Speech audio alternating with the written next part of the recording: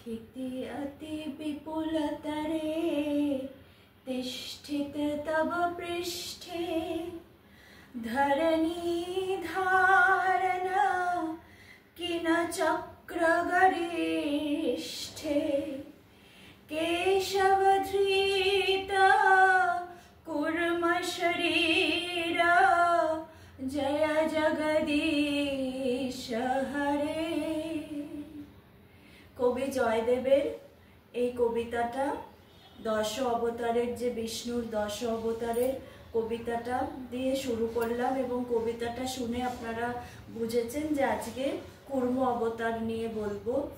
কূর্ম অবতারের যে ক্ষিতি অতি বিপুলতারে, জয়দেব বলছেন ক্ষিতি এই পৃথিবী অতি বিপুলতারে তিষ্ঠিতে তব পৃষ্ঠে, বিষ্ণু এই বিশাল পৃথিবীকে তার পৃষ্ঠে ধারণ করেছেন। তিষ্ঠিতে তব পৃষ্ঠে ধরণী ধারণ কিন চক্র গরিষ্ঠে, হে কেশব তোমার পিঠে এই পৃথিবী ধারণ করে কড়া পড়ে গেছে।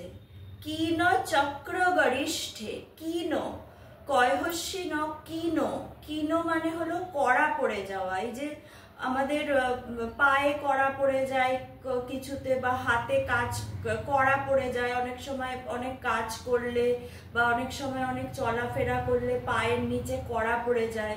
তেমনি জয়দেবের এই কবিতায় কূর্ম অবতারকে কি, বিষ্ণুকে কি বলছে? ধরণী ধারণ কিন চক্র গরিষ্ঠে, তোমার পিঠে যেন কড়া পড়ে গেছে এই ধরণীকে ধারণ করতে করতে। এবং এটা কিন্তু প্রেজেন্ট টেন্সে মানে বর্তমানেও বলছে। এটা যে কূর্ম অবতার যখন ধারণ করেছিলেন, এটা বিশেষ করে সমুদ্র মন্থনের সঙ্গে এই কূর্ম অবতারকে আমরা আনি, কিন্তু এটা কিন্তু বর্তমানের সঙ্গে এমনি প্রেজেন্ট টেন্সেই এটা বলছেন যে তোমার এই হে কেশব তোমার পিঠে কড়া পড়ে গেছে এবং এই যে তুমি কতটা তুমি সহ্য করে আছো যে তোমার আপন সৃষ্টি পৃথিবীকে ধারণ করতে করতে। এবং এই যে তিনটি শব্দ ক্ষিতি মানে পৃথিবী এবং এই যে বিপুল, ভগবান বিষ্ণুর যে ব্যাপ্তি, বিপুল যে ব্যাপ্তি এই পৃথিবীর মধ্যে, তিনি তো সর্বত্র ব্যাপ্ত হয়ে আছেন। এবং তিষ্ঠিতে মানে এখনো পর্যন্ত তিনি ধারণ করে আছেন এই পৃথিবী। এবং এমন এমন মহাপুরুষ যে কথা বলেন তার কোনো নড়চড় হয় না, তিনি এখনো পর্যন্ত সবকিছু ধারণ করে আছেন এবং এখনো পর্যন্ত তিনি এই যে ভার বহন করে চলেছেন। কূর্ম হচ্ছে, এবং কূর্ম কি, কূর্ম হচ্ছে মানব সভ্যতার সমবয়সী কূর্মকে মানা হয়। এবং এটি আমরা যে শতপথ ব্রাহ্মণ যা নাকি খ্রিস্টপূর্ব 1000 পূর্বে লেখা, তাতেও কিন্তু এর উল্লেখ আছে যে কিভাবে এর মানে কূর্মকে, সেখানে আছে যে ব্রহ্মা এই কূর্মকে এনে রাখলেন এবং সমুদ্র মানে বিষ্ণুকে তিনি কূর্ম হিসাবে রাখলেন এবং কিভাবে সমুদ্র মন্থনের জন্য তাকে বাছা হলো। এবং এইভাবেই কূর্ম অবতারের সঙ্গে প্রথমেই যেটা আসে যে সমুদ্র মন্থনের যে গল্প সেটা আসে, যে সমুদ্র মন্থনের জন্য কূর্ম অবতার এসছে এবং ভগবান বিষ্ণু কি আমরা জানি যে একবার ভগবান বিষ্ণু তার গলা থেকে তিনি পারিজাতের মালা পরে আছেন এবং তিনি কি দুর্বাসা মুনি সেখান দিয়ে যাচ্ছেন এবং তিনি দুর্বাসা মুনিকে তার পারিজাতের মালাটা দিয়ে দিলেন। এবং দুর্বাসা মুনি সেই মালা নিয়ে যেতে যেতে দেখলেন ইন্দ্র বসে আছেন এবং ইন্দ্র দেবরাজ, এবং তাকে খুশি করার জন্য সেই মালা নিয়ে তিনি ইন্দ্রের হাতে দিলেন এবং ইন্দ্র সেই মালাটি না পরে কি করলেন। এবং দেখবেন এটা অনেকেরই মানে স্বভাব যে কোনো জায়গায় ধরুন কোনো বিশিষ্ট লোককে সম্মানিত করা হচ্ছে মালা দিয়ে, অভ্যর্থনা করা হয়, এবং সেটা অনেকে অহমিকায় করে না, কি করে মালাটা খুলে আমরা পাশে রেখে দিই বা পাশে রেখে দেন গুণীজনরা। হয়তো ইন্দ্র নিজের অহমিকায় করেনি, সেই মালাটি খুলে ঐরাবতের সুরে পরিয়ে দেয়। এবার সেই পারিজাতের অপূর্ব তীব্র গন্ধ, ঐরাবত সেই গন্ধ সহ্য করতে পারে না এবং মালাটি ছুঁড়ে ফেলে দেন। এবং আমরা জানি যে দুর্বাসা অত্যন্ত রাগী এবং সহজে তিনি রেগে যান এবং তার সবসময় তিনি অভিশাপ বর্ষণ করেন, এবং তাতে তিনি ইন্দ্রের উপর প্রচণ্ড রেগে গেলেন এবং কি অভিশাপ দিলেন যে তোমার স্বর্গরাজ্য মলিন হয়ে যাবেন এবং শ্রীহীন হবেন। এবং আমরা জানি যে লক্ষ্মীর কিন্তু নাম কিন্তু শ্রী, লক্ষ্মীকে কিন্তু আগে শ্রী বলে ডাকা হতো, তার নাম পরে কিন্তু লক্ষ্মী হয়েছে, তার নাম ছিল শ্রী। তিনি ইন্দ্রের সেবিকা ছিলেন এবং যখনই শ্রীহীন হয়ে গেল স্বর্গরাজ্য, তখন কিন্তু দেবতাদের স্বর্গরাজ্য দখল হয়ে গেল।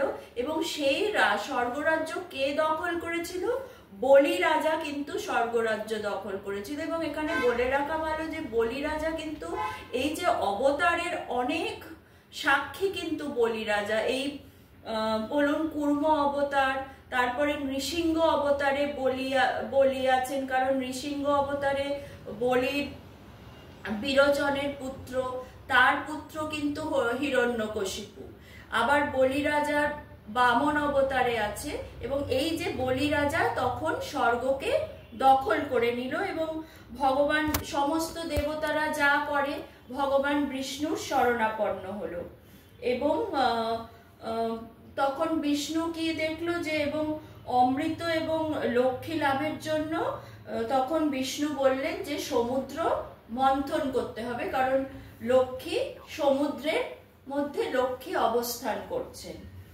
এবং তখন এবং বিষ্ণু আরেকটি কথাও দেবতাদের বুঝিয়ে দিল যে এটি কিন্তু খুব গুরুত্বপূর্ণ, যে আমরা তো সবাই জানি যে এই যে অসুররা কারা? এরা হলো দিতির পুত্র, অদিতির পুত্র হলো সব দেবতারা এবং অসুররা হলো দিতির পুত্র। বিষ্ণু তাদের কি বোঝালো? যে এই যে দিতির পুত্র দানব, তাদের সঙ্গে কিন্তু সন্ধি করতে হবে যদি সমুদ্র মন্থন করতে চাও, এবং শত্রুদের সঙ্গে সন্ধি করে কার্য সিদ্ধি করে নিতে হবে। এবং এই যে কার্য সিদ্ধি করে নেওয়ার সময় শত্রুদের সঙ্গে সন্ধি করা, এটা কিন্তু আমরা বারবার দেখে এসেছি, মহাভারতেও কিন্তু এর নিদর্শন আমরা দেখে এসেছি, এবং এই যে এখনকার রাজনীতিতে এটাই কিন্তু চলে আসছে বারবার। এবং তখন কি হলো? বলি রাজার কাছে যাওয়া হলো এবং তার সঙ্গে সন্ধি করে একসঙ্গে দেবতা এবং দানব মিলে সমুদ্র মন্থন করা হলো। এবং সমুদ্রে কি করা হলো? সব রকমের আয়ুর্বেদিক লতা গুল্ম এগুলো সব ফেলে দেওয়া হলো, এবং মন্দার পর্বতকে আনা হলো সমুদ্র মন্থনের করার সময় তার দণ্ড হিসাবে, এবং বাসুকীকে রজ্জু হিসাবে ব্যবহার করা হলো। এবং সমুদ্র থেকে তখন ধন্বন্তরী উঠে এলো অমৃত কলস নিয়ে, এবং ধন্বন্তরী কিন্তু বৈদ্য হিসাবে পরিচিত। এবং মন্থনের সময় মন্দার পর্বত কিন্তু কি হলো?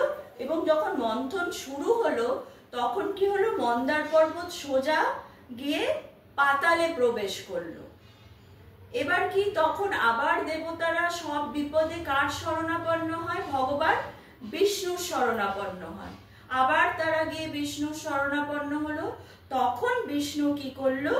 কুর্ম রূপ ধারণ করলো, এবং কুর্ম রূপ ধারণ করে তার পিঠে ওই পর্বতকে নিয়ে নিল, এবং এই যে তার নিয়ে নিল এবং সহায়ক ভূমিকা নিল, এবং তিনি কিন্তু ভবিষ্যতে পালন কর্তা হিসাবে প্রতিষ্ঠিত হলেন। এবং আমরা দেখি যে বিভিন্ন অবতার রূপে কিন্তু এরপর থেকেই এই বিষ্ণু যে পর পর তিনি অবতার রূপে কখনো রাম কখনো কৃষ্ণ হিসাবে হয়ে রামায়ণ মহাভারতে এইভাবেই কিন্তু তিনি অবতার রূপ ধারণ করে নিজের সবসময় এগিয়ে এসে পৃথিবীকে এইভাবে বাঁচিয়ে নিয়ে আসছে। এবং এখান থেকে এই যে জয়দেবের যে কবিতাটা, যে বারবার তুমি এই যে বাঁচাচ্ছ পৃথিবীকে, এইভাবে বাঁচাতে বাঁচাতে তোমার পিঠটা একটা কুর্মের মতো তোমার পিঠে কড়া পড়ে গেছে। সত্যি তো আমরা ভালো করে লক্ষ্য করে যদি দেখি একটা কচ্ছপের পিঠ, সেই পিঠটা কিরকম একটা শক্ত, যেরকম কড়া পড়ে যায় ঠিক সেই রকমই কড়া পড়ে গেছে। তা কি সুন্দরভাবে জয়দেব এটা উল্লেখ করেছে যে ধরণী ধারণা কি না চক্র গরিষ্ঠ, যেন পিঠটার মধ্যে, বিষ্ণুর পিঠটার মধ্যে কড়া পড়ে গেছে এই এত কষ্ট, এত কিছু ধারণ করতে করতে। তা এবার এই সব শেষে এটা দিয়ে বলি, এটাই কুর্ম অবতার। আর সব শেষে গীতাতেও একটা কথা আছে, এবং এটার সঙ্গে যদিও কুর্ম অবতারের কোনো সম্পর্ক নেই, কুর্ম অবতারের কোনো সম্পর্ক নেই, কিন্তু আমাদের জীবনটা यदा संहरते चायं कुर्मं ज्ञामीव सर्वस्य इंद्रियाणि इंद्रियार्थेभ्य सप्रजन प्रतिष्ठता। এবার আমরা মানুষকে আমাদের থাকতে হবে কুর্মের মতো। সে যেমন সময় মতো তার হাত পা বের করে দিতে পারে, আমরাও তেমন যেন আমাদের ইন্দ্রিয়কে মুক্ত করে দিতে পারি। তবে ইন্দ্রিয়ের মধ্যে যেন আমরা অবস্থিত না হয়ে থাকি, আমরা যেন বুঝতে পারি কখন আমাদের কোন সময় আমাদের ইন্দ্রিয়গুলোকে দমন করে নিতে হবে এবং কোন সময় আমাদের নিজের মনকে বা ইন্দ্রিয়কে লাগাম দিতে হবে। সেই সময় ঠিক একটা কুর্ম যেরকম তার হাত পা গুটিয়ে খোলসে ঢুকে যায়, ঠিক আমাদের মন, চঞ্চল যে মন, ইন্দ্রিয়, সেগুলো কিন্তু আস্তে আস্তে একদম খোলসের মধ্যে ঠিক ঢুকিয়ে নিতে হবে। তাই এই যে গীতার কথাটা এখানে কুর্মের সঙ্গে যে উদাহরণ দিয়েছে, তার সঙ্গে কিন্তু এই কুর্ম অবতারের মিল নেই, কিন্তু তাও এটা আমি একটু এটা দিয়ে এই কুর্ম অবতারের এটা শেষ করলাম। বিষ্ণুর 10 অবতারের মধ্যে কুর্ম অবতার।